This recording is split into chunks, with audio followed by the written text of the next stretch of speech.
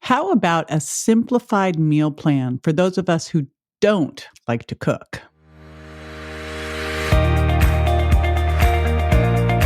This is JJ Virgin, four-time New York Times bestselling author, celebrity nutrition expert, and fitness Hall of Famer. I've been on a lifelong quest for answers to the toughest health questions. And now I'm sharing what I found with you. Welcome to Ask the Health Expert. Annemarie asked recently in one of my master classes, how about a simplified meal plan for those of us who don't, and don't as in big, bold, capital letters, like to cook or prepare food or meals? I got you, Annemarie. Stay tuned for the answer.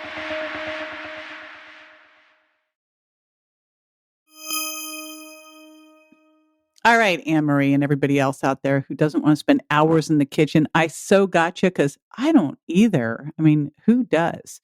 But I also would prefer to eat at home than out because it's just better quality and I get what I like. So the trick for this is all in the prep. It's what you have on hand in your pantry, in your fridge, in your freezer. And then how you put this together that makes you able to put a meal together, or me rather, you can too. If I can do it, you can do it. I can put a meal together in 15 minutes. So let me share with you what I keep in my pantry, my fridge, and my freezer, and then how I put it together to make the perfect plate, and then what I cook extra of so I'll have it for the next day too. All right. So in my pantry, and I actually exposed my pantry on social media. I have it on Instagram. You can probably still see it in IGTV if you want to see what's in my pantry, because I was showing my prep for the pandemic. And in my pantry, I have a variety of oils, things like extra virgin olive oil, avocado oil, coconut oil, grapeseed oil. Those are the main ones that I use. I also have ghee and then a ghee blend. So those are my oils. I do some walnut oil too. I like to use that on salads. And then I have a variety of rices, wild rice and brown rice and white sushi rice. I have a variety of flours, white rice flour, brown rice flour, coconut flour, almond flour, cassava flour. I have a variety of potatoes, sweet potatoes and I like the little potatoes in different colors. I have some shelf-stable broths and shelf-stable nut milks.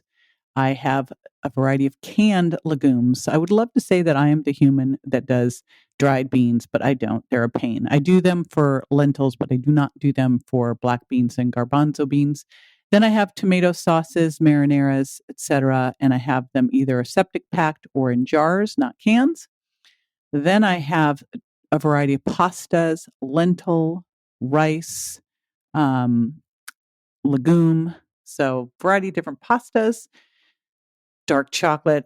I have a lot of dark chocolate, let's be real. And then a variety of vinegars like champagne and red wine, a little bit of a real balsamic, but I use those sparingly because it's more of a syrup, as we know, if you've read the Sugar Impact Diet.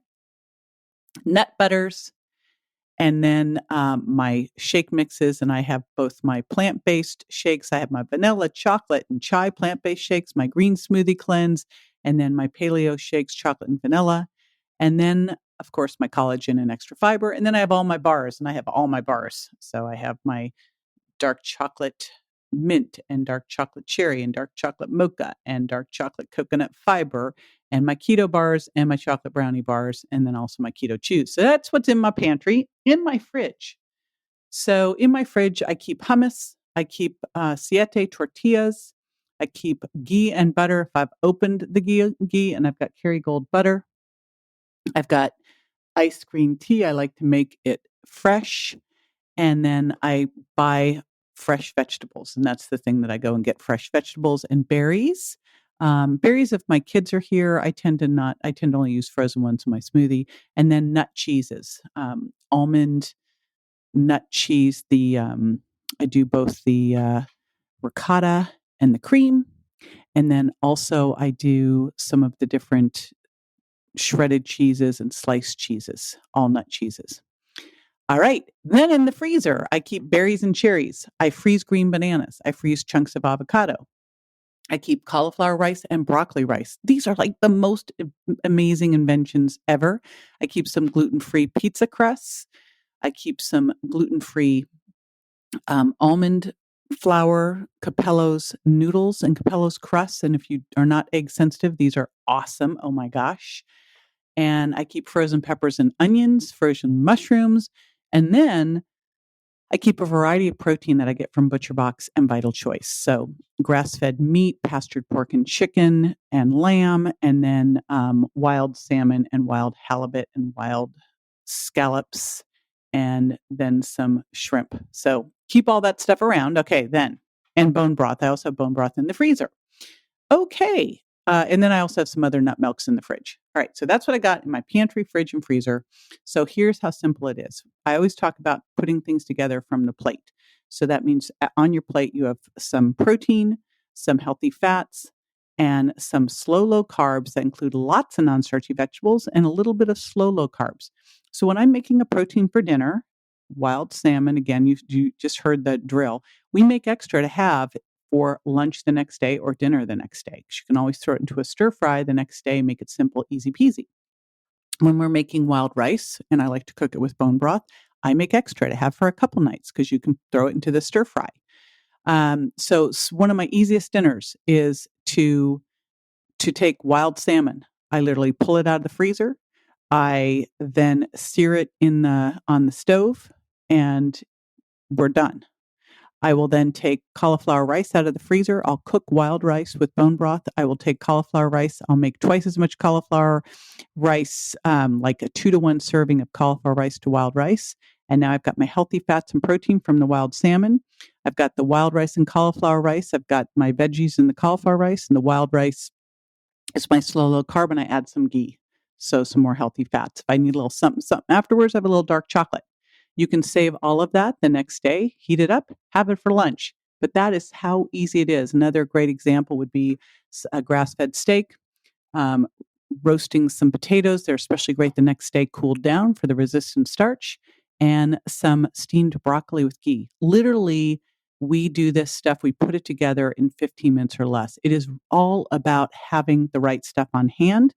And if I'm making a salad, I make a salad for a couple days in a row and seal it in airtight bags so that, it's all in the prep, right? So that I have it around and it's easy for me to have for lunch and dinner. So again, it is all in the prep, and look at how you can make double and use it the next day.